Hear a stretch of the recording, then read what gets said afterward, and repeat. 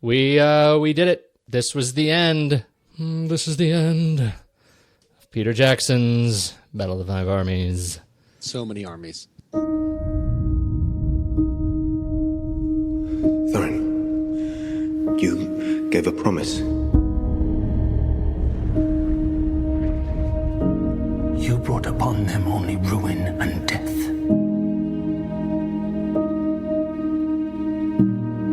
You've won the mountain, is that not enough?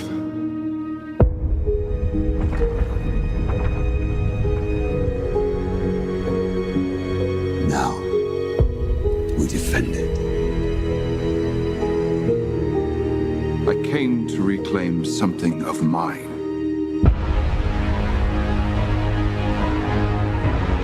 This was the last move in a master plan. A plan long in the making. These bats are bred for one purpose. For war.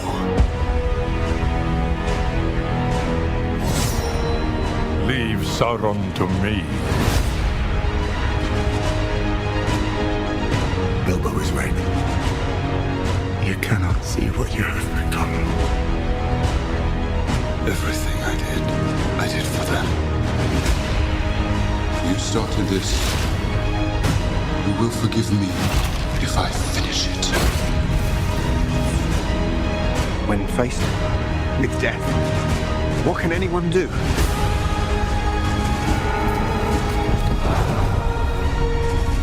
I will not hide while others fight our battles for us!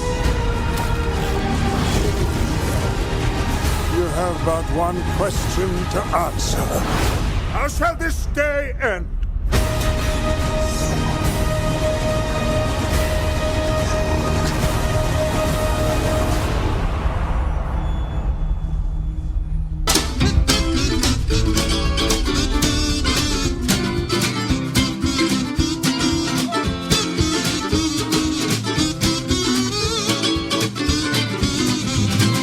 Thank you, everybody, for downloading and subscribing to The Next Reel. This is the Film Board, our monthly gathering of thugs to take on a new release film and spoil the smaug out of it.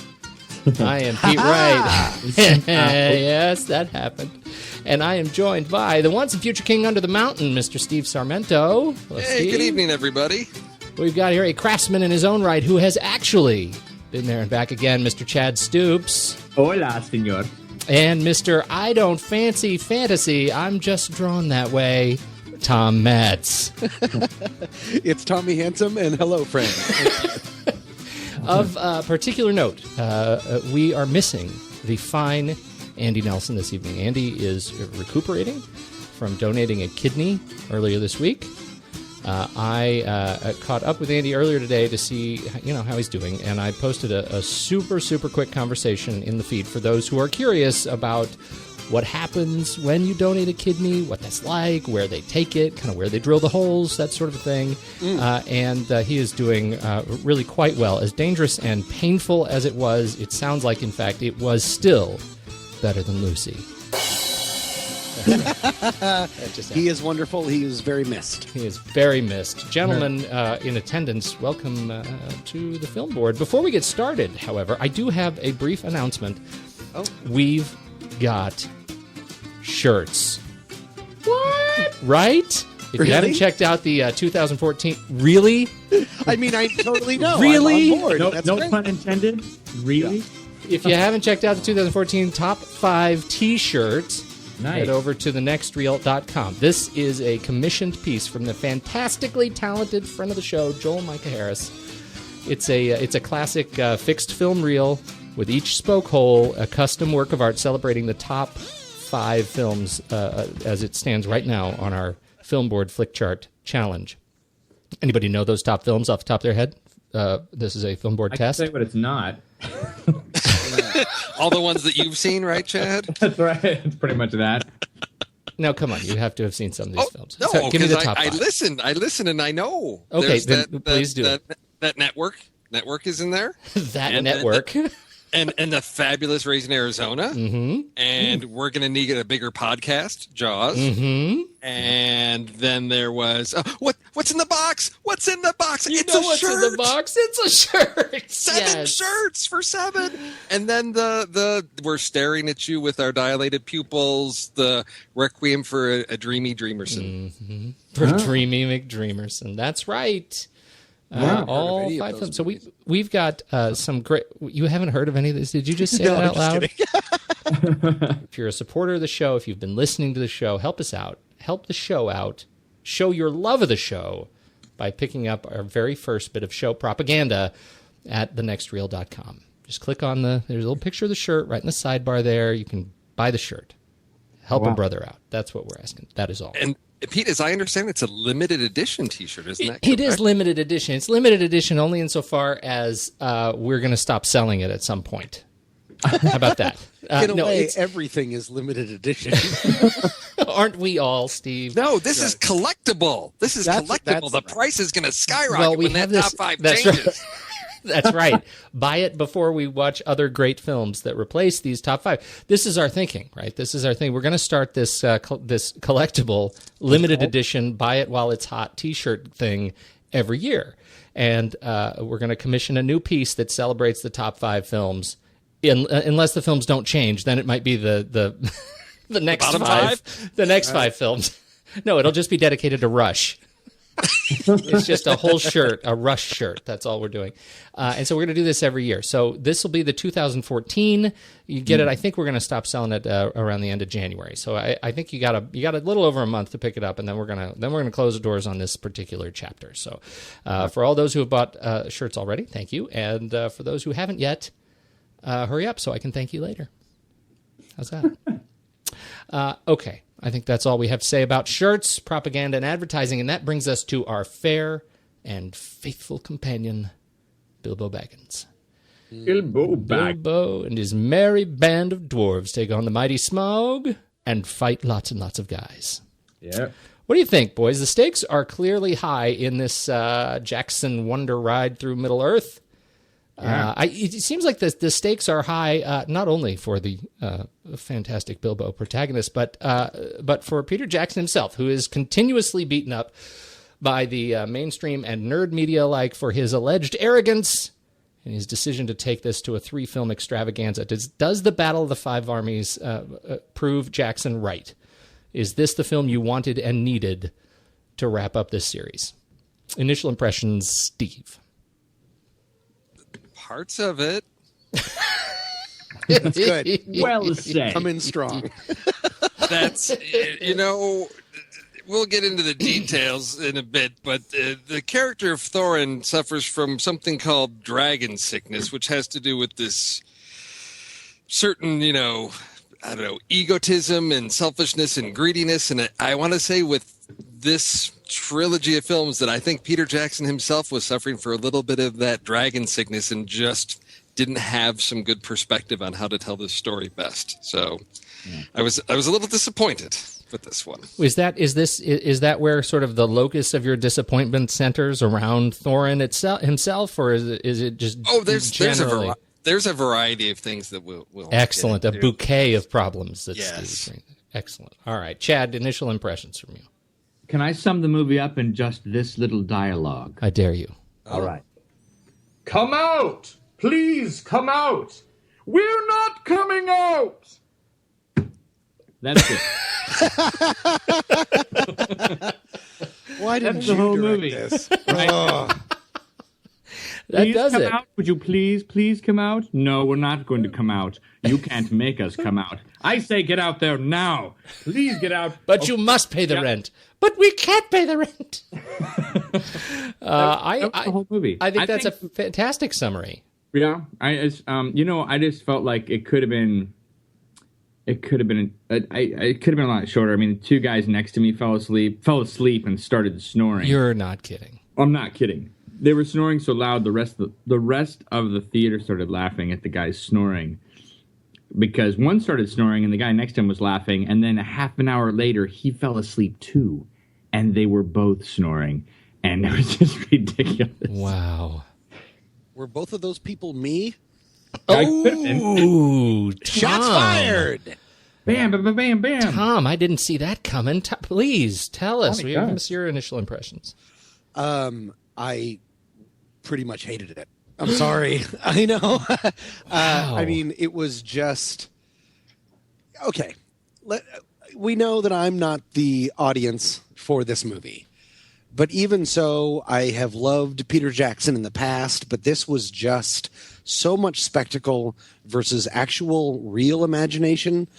After over an hour of feverish fighting, I can remember 3 visuals, and that's it. I thought it was, for so much money on the screen, I was amazed at how bored I was. Wow. Yeah. Take it in. Was it the overall experience, or can you pinpoint a particular low? I have plenty of... okay, well, I can say, if we're just talking about openers, the one person that I cared about, who is maybe Martin Freeman as the Hobbit, is weirdly sidelined for most of the movie. They pretend that he's important, but he's usually just sort of skulking around and hiding. And therefore, I guess I can sum it up this way. In sum up, can I go ahead and spoil the end of the movie? That is for what we are known. Let the spoilers begin.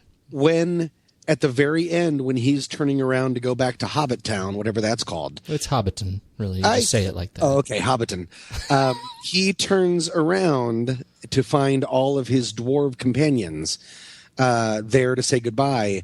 And I broke out laughing because I realized I didn't care about any of them. Almost any of them.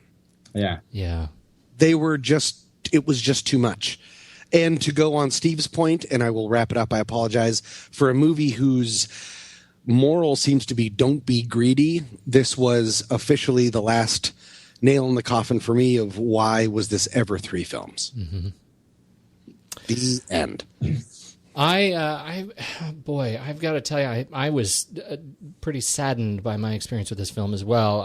The piece I was looking forward to the most was the great battle at Lake Town. I feel like the second movie, which already broke some of the cardinal rules of Tolkien fantasy by adding sort of roller coasters and fantastical experiences where the characters are suddenly able to just kind of not deal with gravity, for example. Like the barrel chase? Yeah, the barrel chase and the crazy goblin, wonder ride through the underground caverns. They already were pushing the boundaries of Tolkien's kind of fantasy logic. They set us up in that last film that the Battle of Lake Town was the next thing we were going to experience. And that, I know, and you guys all got on me last time. Those who read the book got on me last time for saying, well, there's a whole other battle of the Five Armies at the end of the book, and that's the biggest thing. But for me, the thing that I was personally most connected to was the battle with that dragon. I mean, Smaug is the iconic character from this film. And that was the thing I was most looking forward to. And the opening sequence of this film resolves the Smaug storyline before the film's title card. You're right. Yes. Right? This is a film that is, how long is this movie? This is 2 days and 3 months. It's still 140. It's still being made. Yeah. It's 144 minutes, and the thing I was looking forward to the most was resolved before the title card.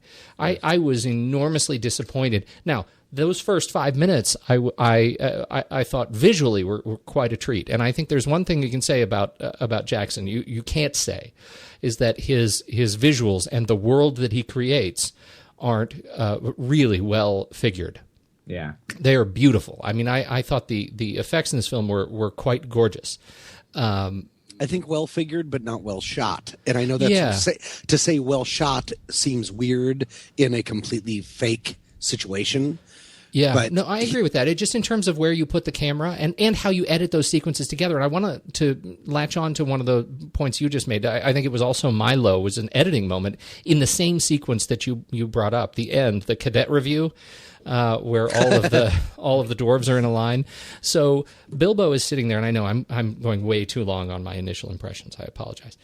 Bilbo is standing there. I'm going to do it anyway. He turns around, and we see the dwarves, but in that first shot, did we see Gandalf in the lineup?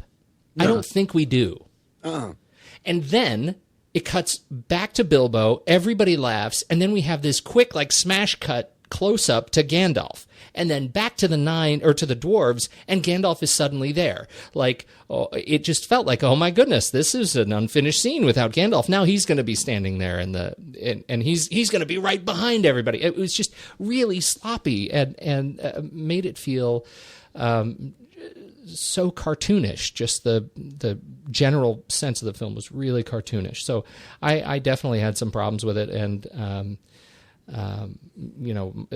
since I started the film disappointed, it was a tough fight to get back up to the surface. And that's good that you brought up the dragon, because it was kind of like the same way that I've felt for all three Hobbit movies. No dragon, no Gollum just means no fun. I just personally, this is just me, I don't care about any scene that doesn't involve the dragon or Gollum. Well, Gollum was busy because Andy Serkis was second unit director on this film. Did you note that? Yeah. Good for him. Right? That's exciting. Bad for us. Yeah. Good for him. Yeah. Okay, so let's we've got let's talk a little bit about the direction of the film. And Peter Jackson in particular, his role. I would very much like your insights in how this film, and I think we can safely say this trilogy,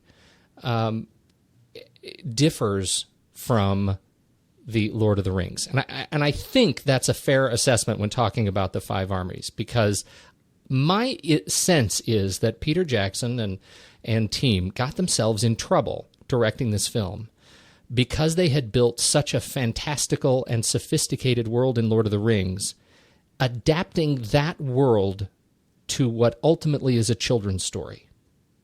That to me feels like a real pressure point in this film. Am I alone in that?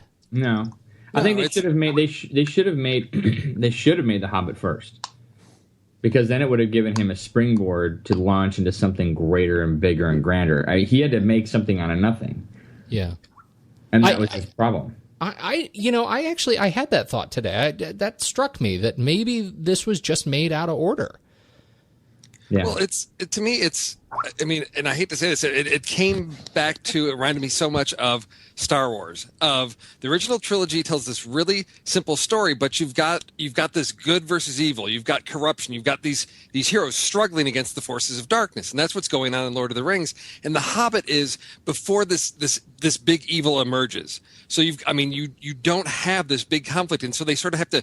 Well, we know this thing exists. We sort of have to shoehorn it in, and then there's all the bad jokes of, these characters that were in the original trilogy. We're going to sort of squeeze them in here as these little inside jokes, so we can have Legolas making little jokes about how he hates dwarves because that's funny because we know in these films we've seen before that his best friend is going to be a dwarf, and you play with all this assumed knowledge that people have from the original trilogy that they saw, which chronologically makes no sense why those elements would be in the story. It feels like fluff and filler, and it's the other part is you're taking and expanding a story and having to fill in so many gaps. To me, that was the big problem with this, was they expanded the story, and the elements that they added, they seemed to stray so far from what the heart of that Hobbit story is, and they were fit in to try to build in this universe that even Tolkien himself hadn't really written out and developed when he wrote The Hobbit, and you're trying to cram those things into the story, and it just isn't the same story because that world didn't exist when The Hobbit was written. It wasn't part of that initial story, and now we're trying to bring those things in. Why do we have to have Galadriel, and Sauron fighting the Nine and all those things? It just created this, I need to complete this universe. I have to create this whole thing that's this whole, and that's not what The Hobbit was. And to me, that just really really bothered me because it just felt like fluff, and there was some really bad dialogue that bothered me. But that's my take on sort of the problems with it. The shoehorning of the universe. Yeah, I love that you just said like Gladwell or whatever fighting Gladriel? the Nine. I have no idea. Like there were so many speeches given, like portentous speeches given with so many like proper nouns about fake places and things. I thought the movie was making fun of me. Like I couldn't stop laughing. Of like I was just expecting you guys thinking about me maybe watching this movie and being like, what are you talking about?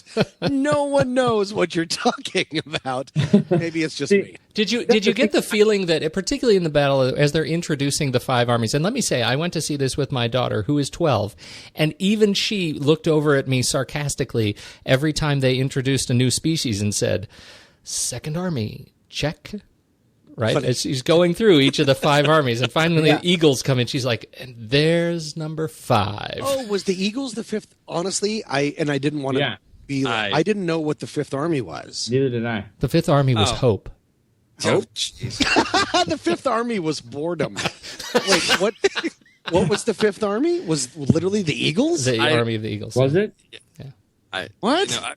I lost track because you've got it's the elves. You've got humans, elves, dwarves. You've got the dwharven army that shows up. You've got the 300 poor, stricken, beaten up, dragon fighting humans. Who are completely useless, but they count as an army. Oh, they do. Yeah. Right. It's the army of men, and you've got the orcs. That's the 4th army, but you get 2 of those, so that's kind of a daily double. And then the 5th Army is the Eagles when they come in at the end and rescue everybody. No, that's ridiculous. No, I don't call that an army. It is an army because remember at the end he says, or at the beginning, Gandalf says, "Call all your armies of beast and bug" or something like at least. And frankly, where were the Eagles at the beginning of this stupid thing? Come on, that's they the problem cleaned with the Hobbit and Lord of the Rings. The Eagles are just that plot device that's like, well, if the Eagles had showed up, they could have carried Frodo to the volcano and dropped the ring in, and they like, could why do we have to so much. walk all this way? And that was the other thing that bothered me so much. This movie took us 3 films to get Bilbo to there, and then he and with an escort of dwarves, and then like he and Gandalf can just like mosey their way back to the Shire, and there's no notable incidents at all, despite the fact that we had 3 films of incidents to get out there. On that same journey back, nothing of note happens. He's fine. Are you sure the 5th Army wasn't the backup orc army? Yes, because the 5th Army is referred to species. Oh. It wasn't the sandworms. Those weren't part of the 5th Army. Those weren't even in the book. Yeah, that's not even a thing. That's Dune. No, I think exactly. Beetlejuice. Why didn't they just burrow under everybody, and the ground would collapse beneath them into tunnels? And what was that? Why didn't they burrow into the castle of the threshold and like eat the gold they're out? I don't know. Anyway, the gold they're out. Okay, let's talk then about performances. So we're talking about the overall structure of this thing and how it was put together. And obviously, there are some frustrations. Did any particular performance stand out to you as something that you could latch on to, something that tied you back to the thread of the film? Martin Freeman. He was ticky in this. He had more ticks than I remember him having as an actor. Mm-hmm. Of like doing his little nose wipe and doing his little sort of shy smile. But he was the only person not either screaming or talking really slow. And the drug-induced Thorin slow talk. Oh, yeah, once Thorin got the gold grazies, as I like to call it, he was the most, it's dumb to say, but he was the most human, meaning the most relatable. The one person that wasn't involved in the most important film of all time. And I thought that's how most of the actors delivered all their lines. So Martin Freeman for me. So I don't want to say it's solely, I'm going to stand on the performances on this, but midway through the film, as I was getting completely bored, there was an element of this film that actually perked up my attention. I thought, I'm kind of interested in this storyline. I'm finding myself a little bit more invested in these characters than I am in many of the people in this film of these 5 billion armies. And that was, to put it so Tom can understand, the dwarf elf sort of love story. With the girl from Lost and Steve. Yes, exactly. When the hot dwarf. Yeah. When she's trying to save him, and that orc is, and the two of them are taking on that orc, and it's like he's trying to save her, she's trying to save him. I thought, I'm really interested, and maybe it's because this isn't a storyline in the Hobbit book at all, but I thought there's some stakes here. I kind of care about them because I've seen things of, she's willing to sort of like walk away from her tribe, basically, because of love and this forbidden love. It's almost like a Romeo and Juliet thing. But I thought, I'm sort of interested in the sacrifices that they're willing to make because of their relationship. And I was more invested in that. And I was like, wow, I want to see how this plays out. Is he going to save her? Who's going to die? What's going on? And that, to me, was one of the most compelling and interesting parts of the film, because I was awake.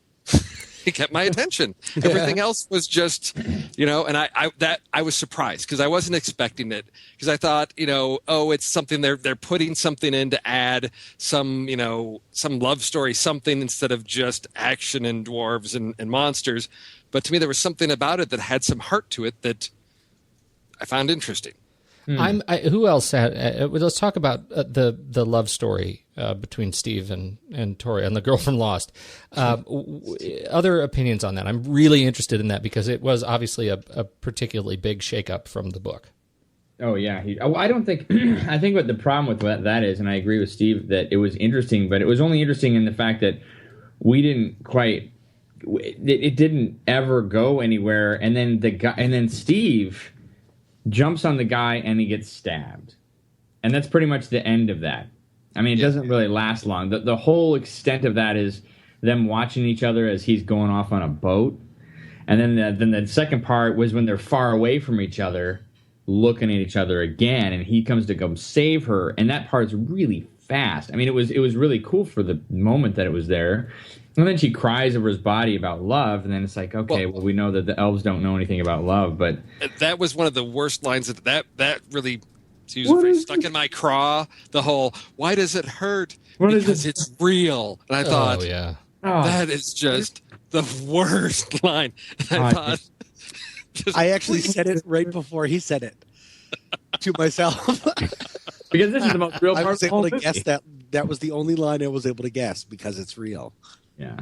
That was an interesting one, and I kind of poke at that one because, in particular, he was asked in an interview in the Daily Beast with Alex Susskind about that, that sequence in particular, right? That this was added to the book. What do you think about this? And he says, you've got the king, you've got the son. The stories are best told with 3 people, not 2, because you can create conflicts and triangles. We wanted a third elf character. Was this a chance to put a female role in the story because there are so few female roles? Also, you do have a lot of young girls seeing this film, and they should have somebody in there who they can empathize with. It was a very cold-blooded decision. Yes, okay, a female elf. And that was how it came about. You have to be aware of your audience, or otherwise you're just not doing your job. I just think of all those 8-year-old, 9-year-old, 10-year-old girls who come to see these films. Who are they going to actually empathize with? At least they have Toriel. At least they know how to kill orcs now. So that could come in handy one day. We're teaching girls good skills. Huh. Do you buy it? Oh, that was all a quote. Yeah. That was I thought not you me. were editorializing. No. That was all. That's all Peter Jackson. I'm sorry for the long-winded. I should have used my voices. Do I buy it? Yeah, I buy it in the way that made sense for getting the most people into theaters and trying to make it resonate. Let me take away the idea of getting the most people into theaters. That makes me sound too cynical. I understand with that trying to make it resonate with the most amount of people there. That doesn't change for me that I thought that the love story was pretty ham-handed. Mm-hmm. And Forrest Dannon was the love story. Couldn't have shown a larger light on it. as with most things in this film. So I understand, but it doesn't make it necessarily forgivable for me because I don't think it was handled very well. Okay. Steve, does that change your thoughts as a father of daughters? Do you think they couldn't empathize with anybody else in the film? That's true. I also hate women. Oh, God. What? What did I say? Well, I guess every time. Sorry. Tommy. And I guess I'm going to agree with Tom that it's the love story. It's this. It's that. Did my girls need that in the film to enjoy it? No. Because we've been doing some Christmas shopping and we've been talking about these. I don't know what there's these collectible figures, these big-headed things, these pop figurines or whatever. And my youngest daughter is like, oh, if I could get Legolas and Aragorn and like Smaug, that would be awesome. So she's not like, oh, I need a female character to identify with, because she's going to identify with, different characters. It's about the story. It's not like, oh, girls have to do this certain thing. I can only identify with girls.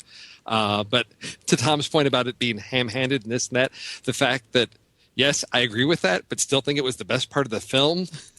Sure. I think speaks wow, to that does speak a lot of a lot about it, because it just and I guess maybe it was in terms of the structure of the storytelling, because you've got that combined with, oh, we've got Legolas fighting this guy, and I'm thinking there's no stakes here because we know he's alive for the next 3 films, so there's no. I'm not invested in this all. It's like, oh, the floor is dropping. Oh, he's running up falling rocks. Okay, yay! But I know nothing tragic is going to happen to him.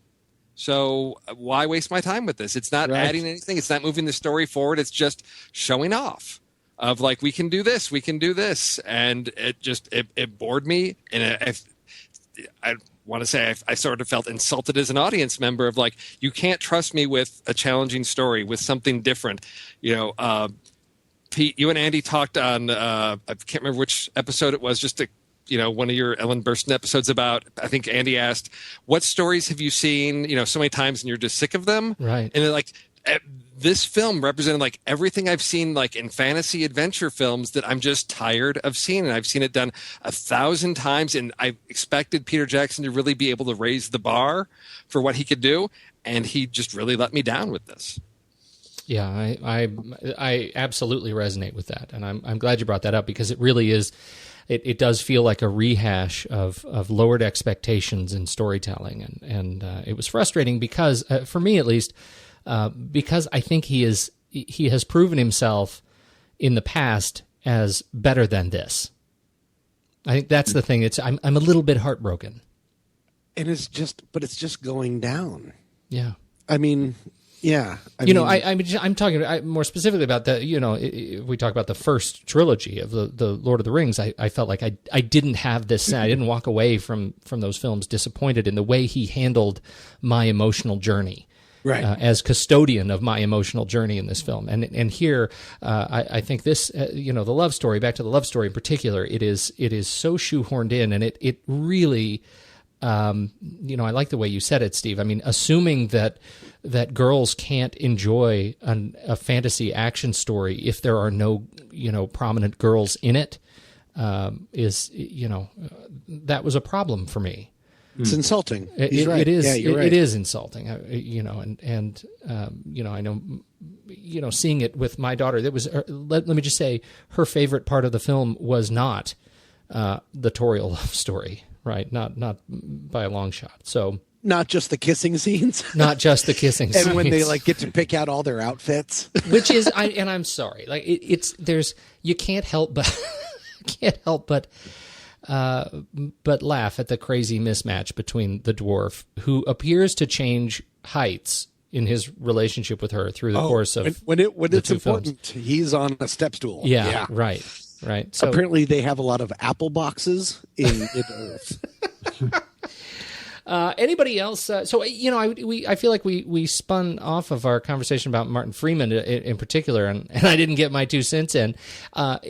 Maybe it was unfortunate his presence on Saturday Night Live this week. Did anybody happen to see the Hobbit the paper or the Hobbit, The Office sketch that they did? Yes, I did. Did you find it difficult to watch him in this movie after seeing that at all? That's an interesting question. I guess I never thought about that. So no, I guess the short answer is no. It didn't hurt me. It just maybe with that in mind, again, just wanted more general humanity and normal talking and normal acting in this movie. I think Martin Freeman is a wonderful talent. I really do. I love watching this guy on screen. I have said it before. I will say it again. I think he's a wonderful talent. Some of his best, when you talk about just emotional range, some of his best work is season 1 of Sherlock. And it is just incredible watching him dealing with PTSD and dealing with, his physicality in that series. I really enjoyed watching him in the first 2 films, but after seeing this, and then, right on the heels of that sketch, reminding me of his turn as the lovable central male character in the original BBC The Office. For those that don't know, he played the John Krasinski character in the American Office. Yes, and he was terrific. I mean, he was great. He's got that sort of dry sarcasm, wit. He's very lovable. That's the character that I found in his Bilbo Baggins in this film, and I had a really hard time with that. It felt like it was just that level of kind of weird office quirkiness that I felt like he even sort of shrank a little bit in the depth of his performance in this, even compared to the first 2. And maybe, as you say, maybe that's because of the he was given so much less to do. The shrinking role. He's just reacting. Yeah. So if you're caught in a movie where you're almost just reacting, you're probably going to play it up. Yeah, I don't know. Chad? What was your take on his performance as central character? He didn't have a lot to. He did not have a lot to play with. He was. I mean, I do like Martin a lot. I think he plays roles that are, and he does play a lot of very similar roles, but the roles he plays, I think, offer, like you said, allows him to have the emotional range within those roles. I mean, what's unfortunate is it's this last one he's misplaced. I mean, what's odd, it's like if you didn't have him in this movie, I don't know if I could remember the movie as a whole. I remember parts he was in, mainly because he brought pieces to that film that require us to feel anything for anybody, because everyone else is trying to make us feel stuff. Martin is actually drawing us into the film. Every time I saw Martin Freeman in there, I just felt like he was the one that allowed me to feel anything for the film, because he cared about the people, and he took time for us to care with them. Everybody else, I felt like their whole thing was about themselves, and they didn't allow us to really care. So Martin Freeman's role in this was unfortunately put to the side, and he, at the end, what was sad is, like, at the end when he is looking at all his buddies it looks like some sort of like 5th grade photo that horrible. They're all standing there with their, like, gosh, like, where's your teacher kind of thing. And I didn't care about any of them, and I wanted to sit there and care, and he cared, and I cared that he cared, but I didn't understand why he cared so much. I didn't, I guess I didn't feel the connection. They just looked like people that, like, come over for tea sometime, but, like, don't come over anytime soon, because I don't care that you're there. I just want to see Martin Freeman, because Martin, he was the guy that, like, kept everybody together whenever there was, whenever things were getting out of control. I felt like they placed him in there. Like, this is getting crazy. This is insane. No one's following this. Let's put Martin in there, and we'll have him take the rock and give it to somebody else, okay? And have to the point where there's a crowd and there are people talking, and he just sort of emerges from the crowd. Oh, right, yeah. I did it. Yeah, exactly. He emerges and he, I did this. And I even though it was ridiculous, I cared. I really was glad that he was there, because all of a sudden I'm like, oh, good, now I'm watching a movie. He's the one guy I recognize. Yeah, I recognize, I care about. The other guys, unfortunately, when they came on, it was too much, too deep, too far, and not enough, they didn't. I felt like, I guess, I don't know who kept bringing it. Maybe it was you, Tom. They just kept, or maybe it was you, Steve. They just felt like you just felt a little insulted. I felt, I wouldn't have said insulted until you said that, but I kind of did. I felt ignorant to the fact that I feel like I'm stepping in this world and no one wanted me to be invited there. No one wanted me to be there. Like, I felt Martin was the only guy who wanted me to be around. Well, the movie's called The Hobbit. Battle of the Five Armies. But the movie that I actually watched was Bard the Bowman, Dragon Slayer in the Battle of the Five Armies. Yeah. Because, if you think about it, the amount of screen time Martin Freeman has in the first two films, you've got the great scene with Smaug in the second film. In the first one, it's really, how Bilbo, deals with, being uprooted out of his comfortable environment and being taken on this adventure. And it's so much about him. And he is so absent in this film. And it was like, here's more scenes of Bard being this like cool, warrior. And I'm like, who is this guy? I don't care. Right. I don't care. I'm a father and he's, trying to protect his kids. And I'm like, I've seen it before, and I'm not really invested in what's going on with him because I haven't seen that much of him before. Where's the Hobbit in the film The Hobbit? Right. And he wasn't there. Can I ask a question from a non-reader of Tolkien? How is the battle, just briefly, how is the battle handled in the book? I don't think it's really it's very brief, as I recall, because it's like Bilbo's story, and he's like, well, as we see in the film, he's knocked unconscious for a good part of it. I think he's hiding in a barrel or something in the book. It's been a long time since I read it, but there's so many barrels, not that much, and because it's not. We don't have all the, like I said, Peter Jackson's trying to fill in all this, the geopolitics of that's a problem of world. making it 3 films.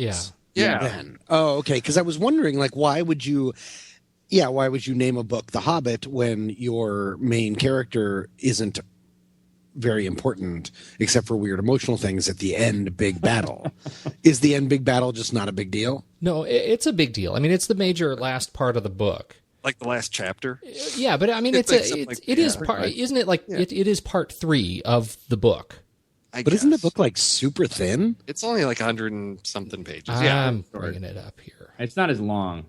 It's not as long. And like I said, it's really more about Bilbo and what his adventure is in this, and I know there's should be. I agree. But there were things that bothered me on the way home, and I'm like, well, did I doze off? Because what happened to the Arkenstone? It's like they're there trying to negotiate with Thorin, and all of a sudden the armies show up, and it's like, okay, and I'm like, well, what happened to it? Because it was like the whole MacGuffin through the first hour and a half of this film was who's got the rock, and Thorin's upset because he needs his rock, and now Bilbo's got it, and they're going to use it to negotiate.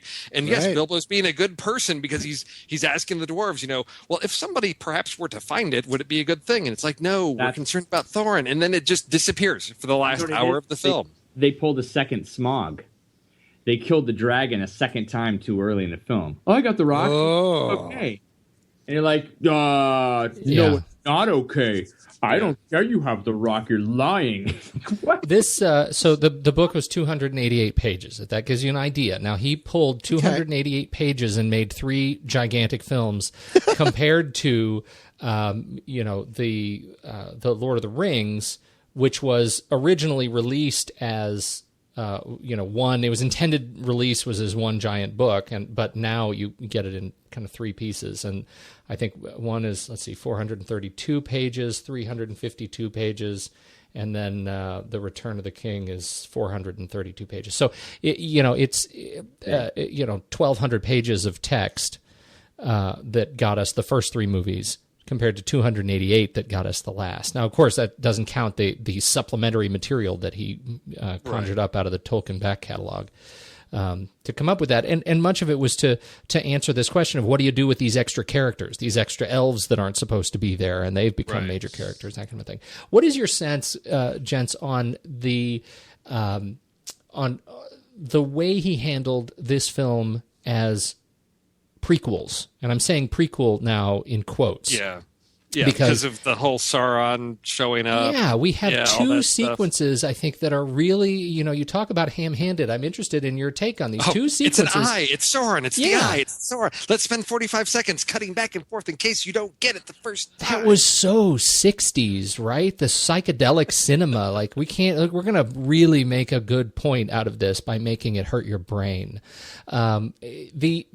those sequences were not in The Hobbit, but they really were designed, based on my viewing of it, to make this sort of hand-to-glove experience. We made these 3 films after The Lord of the Rings, but really they're designed to be prequels. They're designed to be episodes 1, 2, and 3, and you're supposed to watch them in this order, and it builds the world and that kind of a thing. It really felt like this was Jackson's attempt to make it super obvious where these things are in the sequence. The second one is at the end, where the Legolas is talking to his elf dad. He says, "Go find that ranger in the north." He's known as Strider, but I'm not going to tell you his real name. Wink, wink. Everybody already knows it. Those 2 sequences. I had felt no like idea what he was talking about. they were. It's okay. But I'm me. But I know that I'm me, so I'll take myself aside. Go ahead. So, well, that was the question. Is was it too ham-handed? And for Tom, probably not, because the whole thing was too ham-handed. Like, how do you note that piece of ham out of anything else? But what do you think about these films now becoming prequels? Well, I just watched the end of Two Towers and Return of the King within the past month with my youngest daughter, who'd been working her way through The Lord of the Rings. And, I've seen those films several times, but they're still so engaging. Even Return of the King, which people criticize for having like 20 endings, it was still, I was, having seen the film 3 or 4 times, watching it again and really being caught up in the story. And, with this one, I thought, oh, well, I know we're going to come up and watch this. Should I watch, the first 2 Hobbit films? And I couldn't bring myself to do it. I'm like, I have better things to do with my time than to go through these Hobbit movies again to just get caught up. I sort of wish I had, because it sort of threw us in the middle. And I'm like, I think the second film ended with, oh my gosh, what have we done? The dragon's going to the town. And then, we're sort of thrown in the midst of that. But I just don't care about these films to really, subject myself to them again. The Lord of the Rings films stand on their own, as they had for a decade. There's no need to see these films. You're not. There's no necessary information that you need to have from the Hobbit films to gain a rich experience out of the Lord of the Rings films. And to me, that is the major downfall, that it should have added something to that. And it didn't do anything to it other than, waste 6-7 hours of my time. Could have been a great 3-hour movie. Let's, I think that's becoming more and more clear. Let's talk just a little bit about we made some comments about how the film was shot. The film was, the cinematography was done by Andrew Lesnie, he's done all the other ones. He did all the Lord of the Rings and the other Hobbits. He's also, he's got a fairly rich catalog, including just about all the Peter Jackson films, I think. But also did Babe, Pig in the City. So add that. Hey. He did Babe. Wow. So what do you talk a little bit about the camera work and the how the film was shot that you think detracted from the presentation of chaos? I have something. Please. I feel like I keep going first. I don't mean share to. it. It's the idea, is what I said, sort of my opinion in the opening, is spectacle versus real imagination. That I feel like at one point, because so much of this film is just CGI on CGI on CGI, and it looks good, meaning like it looks realistic, but it misses the ability to words. Hold on. I guess what Tom, it is. I know exactly what you're saying. It's cutting the frame. I said that before in a Slack post that I put on before. Yeah. You're not using because you can show the entire world. He keeps showing the entire world. Yes, there's a scene early on. Bard's going up that tower to shoot the dragon, and it's like we see him like running up, and there's a shot, like a medium shot of him like in the bell tower. Then it's like, here's this sweeping panoramic shot, and then we're going to cut back to him close up in the tower. I'm like, why did I need that 10-second shot of like, woo, we're swooping around the tower, seeing all the city burning? It didn't give me any additional information. It didn't do anything emotionally. There were so many shots that were just put in there because they could be put in there. I completely agree. It makes me numb. Yes, the dwarves were running across this little bridge into their castle, and it's like this. So cool, many like, bridges. Shot. Yeah, so many bridges. I'm like, you just need to see them come into the room. I don't need 10, 15 seconds of them running because it's not telling me things. If I go back to the Lord of the Rings films, I can get a sense of this shot is giving me the scope of this room, or it's doing these things. There was some functionality in terms of telling the story, establishing setting, things of that nature. This, it just was like, put in the shots because we can. And I looked at that and I said, I don't know why I'm seeing this. Why am I watching this? Why do I need to see this? It's not telling me anything. Hear, hear. I don't want to say lazy filmmaking, but it was just... It's the opposite, weirdly. There was no critical eye. It's lazy imagination. Lazy imagination. Incredibly time-consuming filmmaking. With armies of people making this crazy world come to life. And all I want is like a tree in the foreground. So I can feel like I'm actually there. Not always have this God's eye view that I can be wherever I want to be to see whatever I want to see. That makes it not seem like a film. It's very much like a video game. Yeah. Yeah. The whole thing is like a video game. I mean, when you're watching it, you watch somebody else playing the video game, and after a while, you're like, man, I just hope he wins. Right. Yeah, I couldn't help but think I just hope he wins. And because you're watching, you're the big loser is what's happening. That's what it is, yeah. I couldn't help but think, that this is a guy who just got his hand on a new drone camera, right? I just want to fly over everything. Mm-hmm. And that's sort of what it felt like. It just felt, like you say, it felt cumbersome, too all-encompassing. Anything, and maybe this is the biggest challenge, besides our fleeting affinity for Martin Freeman, is there anything in this film that would cause you to recommend it in any way, shape, or form? Chad? I can tell you why you shouldn't go see it again. No, see, now that's not the game. Dang it. Okay, but here's I gotta add one more thing. There was another actor in it that I think it was it was James Nesbitt. Was it James Nesbitt? The guy who played the naggy guy that kept doing the wrong thing, but he survived through the entire thing. And and then he dressed up as a woman, and we're supposed to go, that guy. I'm going to keep saying this because that's the only name that I remember. The Weasel. James Nesbitt actually played Beaufort. Beaufort, right? Okay, so his name was the Weasel in it. Well, it was the like second guy to. Stephen Fry's to the Master of Lake Town. I think it was it Alfred, played by Ryan Gage. Ryan Gage. Okay, that's the mother of Heavenly Creatures called him a weasel at one point. That was ridiculous. That was all true. Yes, that is true. Okay, good. I just did not understand the point of his character at all. It was almost as if he was kind of the guy that was supposed to be the guy that gets killed right away for doing the wrong stuff, but he just kept being there.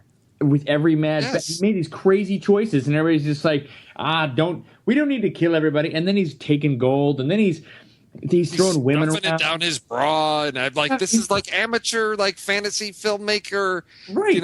Tropes in here. I think it was supposed to be funny. He leaves dressed as a woman full of gold, like in his bra. Like, what the heck? Yes. Are you?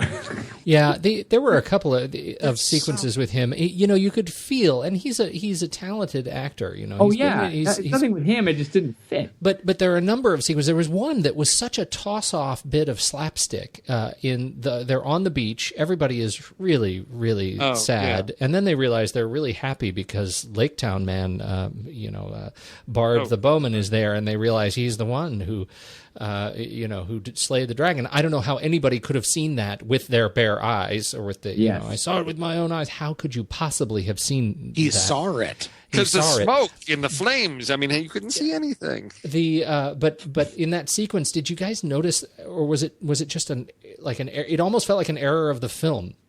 Yes, I saw what you're talking about. At one point, he falls down and he gets back up and he tries to say something, but I guess he's punched by Bard and he falls down again real fast. Yeah. It happens so fast. Like, it's supposed to be some sort of comic moment, but it happens so fast that that you can. And the film, I think, was full of it for poor Ryan Gage, because I think he's a funny actor, and I think I think it's too bad that he was used that so way. Poorly. Yeah. And I kept hoping for that character, because it seemed like once they had sort of like rallied and gotten to the city of Dale and were like trying to reestablish themselves and all this, that like Bard like entrusts him with some things. And I thought, okay, this character's going to like go through a transformation, and he's going to step up and he's going to redeem himself. He's going to do some selfless act, because that would be really interesting. It would be something to Turns out not that interesting. No.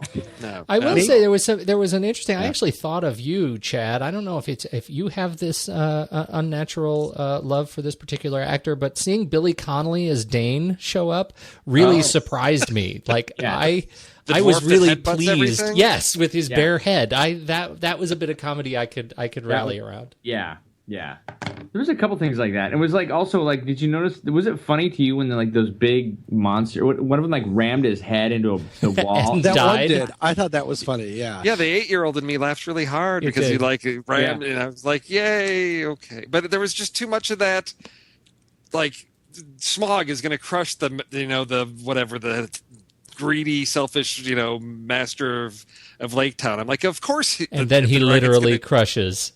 Yeah, I was just there were just so many things. So I'm like, at the credits, I'm like, okay, who's responsible for writing this?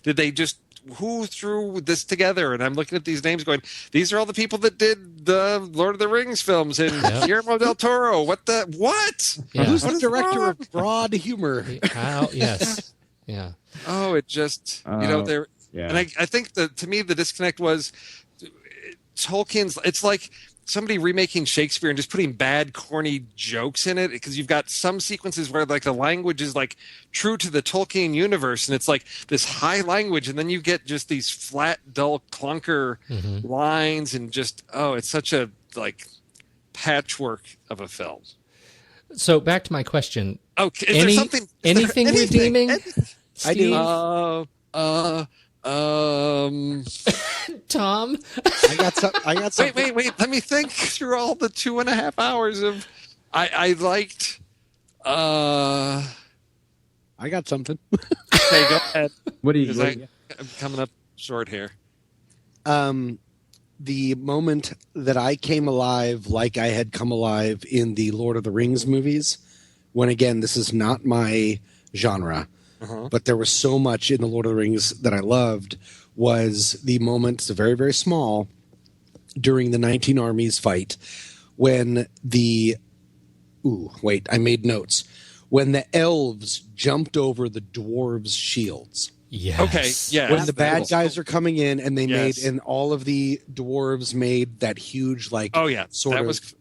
That was breathtaking, and that's also, again, imagination versus spectacle. Right. That's using a smart idea that you can show in a grand way versus just showing whatever you want. I loved that moment. And isn't that funny how coordinated movement of human people in fancy outfits is one of the most appealing things in a movie that is all about bits? I know. Yeah. That's the thing. Okay, so Tom, going off of that, the part that I liked was when the King Elf guy, I don't remember, with the big moose antler thing that he's riding, is he's marching through, and the elves are like stepping aside in line with each other, and then when they filter back, I was like, it was so mechanical, the way they would just turn, and I'm like, well, how are they parting without like scrunching into each other? And they had this very particular method of movement, and again, that's what's. It was beautiful. I totally agree. Really nice. Yeah. Yes, and that's really not even beautiful. people doing that. Yeah, yeah. Although I do have to say, Lee Pace, I kept going. This battle would be so much better if there was a dance off with the guy from Guardians of the Galaxy. Where's Chris Pratt to do a dance off? Right. Oh, right. Because that would have made this battle much more entertaining for me. I gotta say, I wasn't a fan. I haven't been a fan of the Azog Bolg addition to the Hobbit. The Captain Hook orc. White Scarface. white guy that's all Scarface. Yeah. He looked a lot better this time. He did. He looked a lot better at this time. But I will say, dull, really dull until the end. I've got to tell you, and that's one of the things that makes me recommend this film, and unfortunately makes me recommend it in the theater if you're going to see it, just because there are moments of visual spectacle that are really worth seeing it on the big screen. I think if you can stomach the other stuff, you might even bring some headphones and just listen to some other music. But I think the Thorin Azog battle on the ice, while generally, it's a little bit slipshod for me, just ending by throwing the stone on a chain into his arms so that the weight would offset the ice and he would fall. Honestly, I have to be a naysayer. I liked that. You did? I felt like that was a moment of comedy in a moment that was otherwise meant to be serious. But I will say it was quiet and graceful in a movie filled with screaming. Just personally. Well, like Tom, it was intelligence over just ramming against things. But was it? Because I kept wondering. I kept watching Thor and okay, is he strategically doing this? Is he like? It certainly didn't feel like it to me. Oh, and that's what I was hoping for. I was like, he's starting to smash this. Like, he's coming up with a plan to have this, have him break out chunks of ice, so he's going to drop it. I thought, again, let's have something smart. Let's have a battle of the wits of brawn versus brains But then we get that, Steve. That's one of the things I like so much. After that. Yeah. I really like the way it played out. I thought the visual of Azog under the ice floating quietly was gorgeous. And I particularly loved when he comes back out of the ice and you see Thorin make the choice as he has his, Azog has his sword coming down on him, and you see Thorin, you see him make this choice. I need to be stabbed so that I can put myself in a better position to kill this guy and then succeed at it. You realize this is why they're trying to set him up as a leader, as a successful leader. And it would be so great if we could actually feel that way about him over the course of the film, so it would feel like a larger loss when he actually dies. But I felt like that this would have been the greatest way to end this character if we cared at all about him at that point. Weird. Yep. Right. And so you know what made that scene look better? 48 frames per second made it look pretty That's a great question. Did everybody see it? How did we see it? Tom, I assume you saw it standard def. I just read the book. I saw it completely standard. I tried to see it in 3D, which I giggled because I didn't see it in 3D when during that big ice scene. When the sword. So many scenes that he's just holding the sword out right towards the camera. I giggled. But no, I just saw it in standard def. Okay. Chad, how did you see it? I saw it in 3D. Okay. Did you see it in high frame rate or just regular 3D? I keep forgetting if it was, what is that, 48 frames? 48 frames, yeah. No, it wasn't 48 frames. Okay. And Steve, I assume you went full bore 48 frames IMAX. Yeah, because it's not IMAX where I saw it. So it's 3D high frame rate. It's not IMAX because the theater that does high frame rate, I don't have the IMAX. Did you like 48 frames? Did you like it? In 48 frames per second? You like the high frame rate? I love that. You know what? I realized this time watching it, I'm like, what is it visually that bothers people about this? It's like on the close-ups, it doesn't make sense. But when I was seeing like the city burning and the dragon flying across, I'm like, you know what? This is like going to like a theatrical performance because you're seeing things and there's that clarity of a live performance there. But what's disrupting is because you don't, if you see, large Broadway show and stuff, and it's like you don't have motion blur and all these things that we see in film. It's like everything's crisp and clear.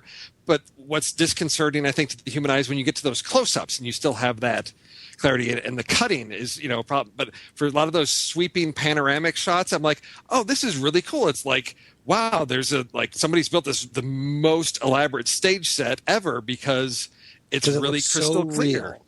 It's so real. Like you can walk into it. You really, it really feels like that. Like you're really looking through a window. I did see 48 frames per second IMAX 3D. And it was, it is a spectacle. I had the same opinion I did the last time. It's too much. And but I'm a guy, like when I take on projects and I'm shooting projects, I always shoot intentionally even shooting in standard HD, which defaults to 30 or 60 frames per second, I'd stop down to 24 frames because I really love the look of it. So I feel like visually I'm a little bit old fashioned. Tom, when you shoot, you're always 24, right? 20. Otherwise, it feels so. Ironically, it feels fake to me. Yes, and that's even the though the experience life is 30 frames per second. It just feels so fake to me. Right. So anyway, here we are, and I picked up this article on what's his name, Titanic and Avatar guy. What's his name? James Cameron. So James Cameron. James Cameron has this piece. He is pledged to only make Avatar movies from here on out, and he is in the Peter Jackson camp on not just high frame rate, but higher frame rates in making his films. And I think what he is saying and what people are speculating in his camp is that it is not just 48 frames per second that is the answer. It is a delivery mechanism that allows you to dynamically change the frame rate as you are viewing the film. And what? I really felt that in this experience. So if you imagine when you're looking at close-ups and you're looking at intimate human sequences, you're looking at 24 frames per second. But as soon as you see a dragon come off the mountain and fly, across the screen, these beautiful CGI rendered sequences, those go up to 48 or higher frames per second. So you get all of the detail in CG, but you still have all the intimacy in the human close-ups, that sort of softer edged kind of blur effect. And I found myself more fascinated with high frame rate than I have ever been thinking about that, because it would be smart wielding of the technology. And this still feels visually like a blunt instrument. Wow. I can't imagine how those wouldn't collide against each other and take you out of the movie. I know. So many times. And that is why we are doing a podcast about films and not making high frame rate spectacles like these. Oh, that's right. I'm actually a hologram. Does that help? Let's do our final comments and wrap up, and then we will do the part that I frankly have been looking forward to since I found out that Andy was not going to be here. And I think you know where we're going. So, Chad, final comments. I would watch the movie. I would watch the movie. High praise. I would watch the movie in a theater. I watched it. Just to let you guys know, I watched it in a dine-in theater, the AMC dine-in theater, where the seats go back, leather. It seems like you're never done one of those yet. Oh, see, that's the one you got to do it because it's 3 long hours of, and they serve you food there. That's how I would do it, because then you can distract yourself with like a tortilla, which is what I did. And look at that for 4 or 5 minutes at a time, or then you would glance up and see people doing the same thing they did 5 minutes before. But I seriously, the whole movie is, let us in there. No, you can't come in. But then the ending of it is, okay. That's pretty much the whole thing. That's it. And then people fight each other, and they're so beautiful things, beautiful scene, great landscape shots, great, use of, I think there are some good and very positive uses of the CGI work and the way that they, we can sit there and bash and say, this movie was a long waste of time, but I think Peter Jackson does put his hand in the scenes that, you're in awe of, that are, some of those, like when Pete's going to say the same exact thing when you said the scene where he's with the orc and he throws that whole weight on him and he falls in. It was so quiet and but it was perfect. The timing was perfect, and it's little scenes like that. But overall, I would not. I would see it to say you saw it. It's like I climbed this mountain. Now I don't have to climb it again. But it's if you've seen the other two, you might as well go see this one. But it's. Dude, if you had it, how about this? Why do we see The Hobbit? Because it's there. That's really high praise. I think that was the tagline. Worth fast forwarding through. Steve. Oh, I'm going to agree with Chad.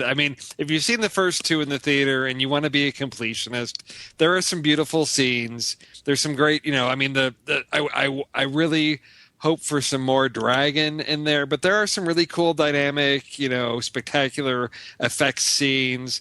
But overall, if you haven't seen the other ones, there's no point to even bother starting. You'll just be angry and disappointed and a bitter old man.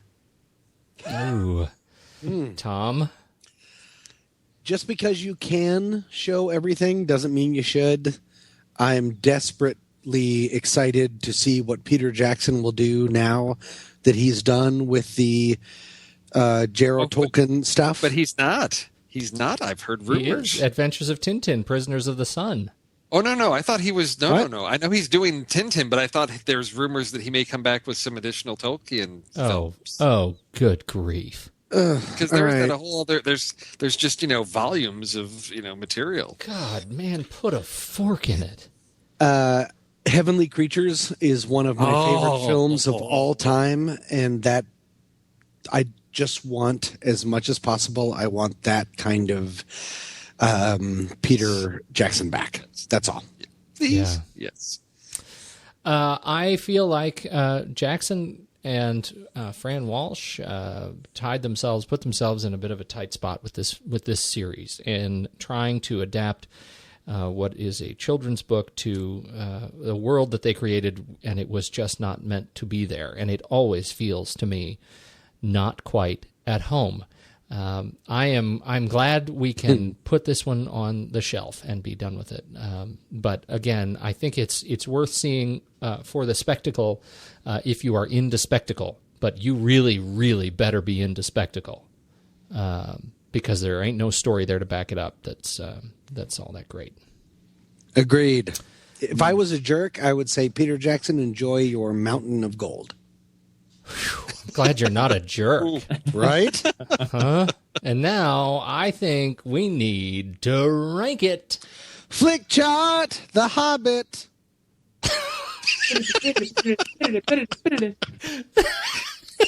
If I'm not a fan of the movie, they don't get a good I got no theme juice. song.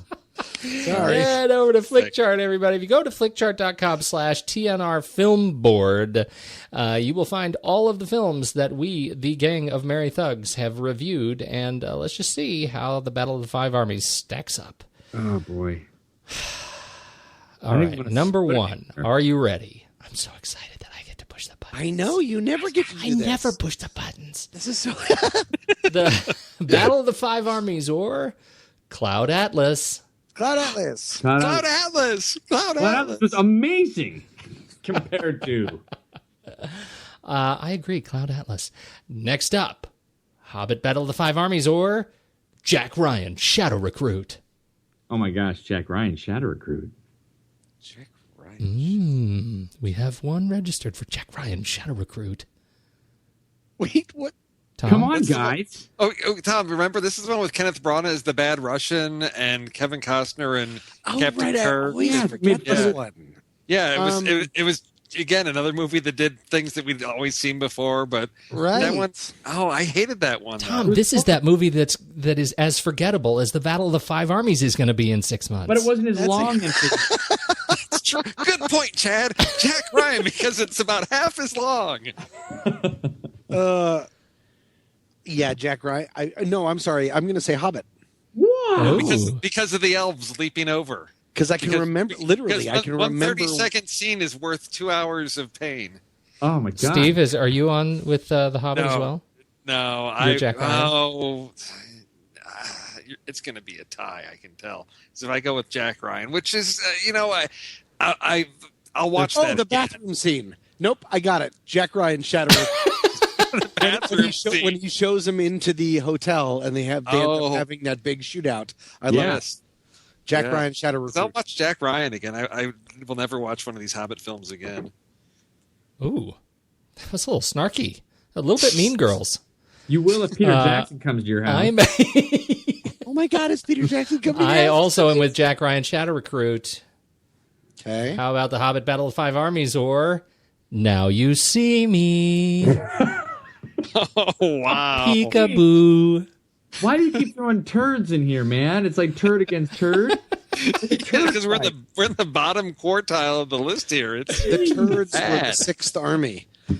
I will say, Now You See Me. Now you see me, yeah.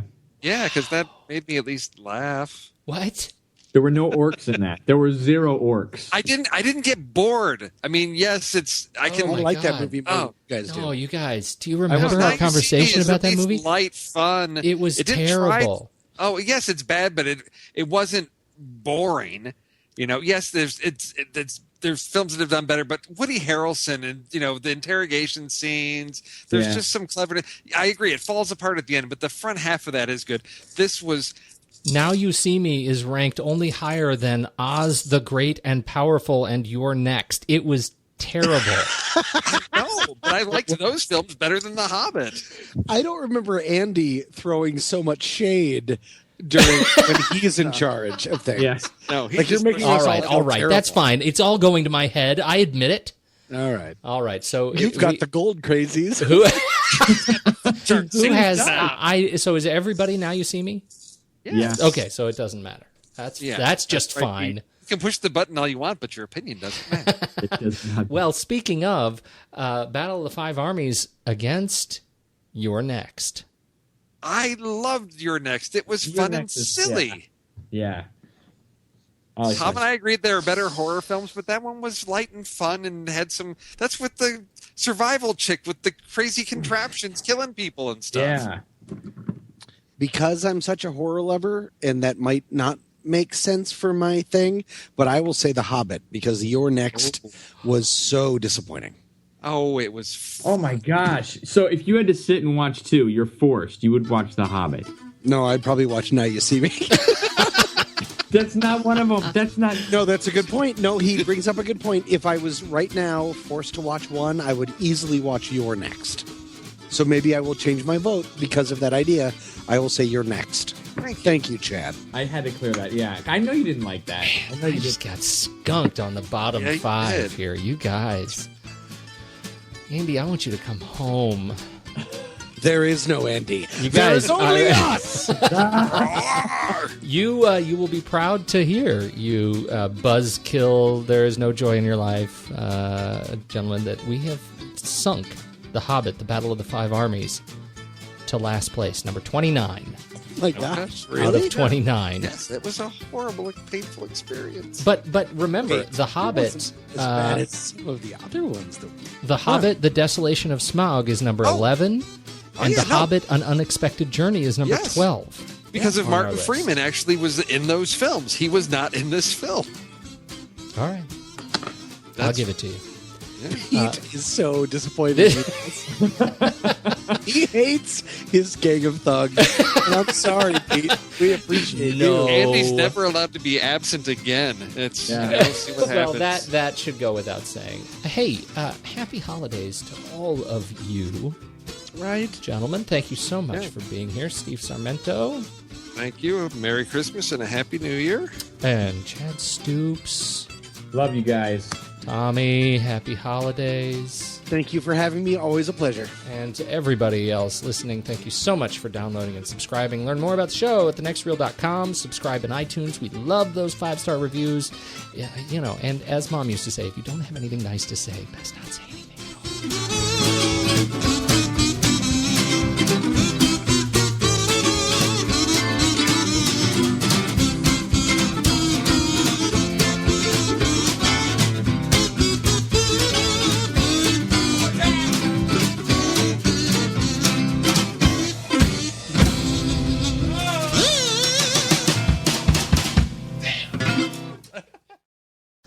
all. And don't forget, go buy a shirt. Yeah, right? Everyone needs shirts. It's Christmas. It's Christmas. Go buy a shirt. Yeah, don't be a jerk. Don't be a jerk on Christmas. Go buy a shirt. Chad, back me up. We support you guys and trying to give you guys prime entertainment. We're Yeah. entertaining you. The least you can do Yeah. is help. Yeah. What are you, bunch of shirt Scrooges? Yeah, you're Nobody gonna wear needs no their shirts shirt for Scrooge. Christmas. Yeah. You're gonna go just bare chested. Yeah, what are you going to buy, a fatted goose? You can't wear a fatted goose. Go buy a shirt. You're going to go greasy. What are you doing? Wearing a goose. Buy a shirt. Buy a shirt from us. Yes. Chad, back me up. Wear a shirt so it can cover up that huge hole of a belly button you wear. Yeah, what's going on with your belly button? What are you going to What's going goose on, that man? up? No, You need to you're look at not that. going to. Exactly. Chad, back me up. Don't need to look at that, man. I'm sick of you hiding toys in your belly button. We got to look at that. Put a shirt on. Yeah, jingle bells, don't be a jerk. Buy a T-shirt for once in your life. Chad, back me up. Dude, that totally rhymed. Did it really? Don't be a jerk. Why don't you just get out there and buy yourself a shirt?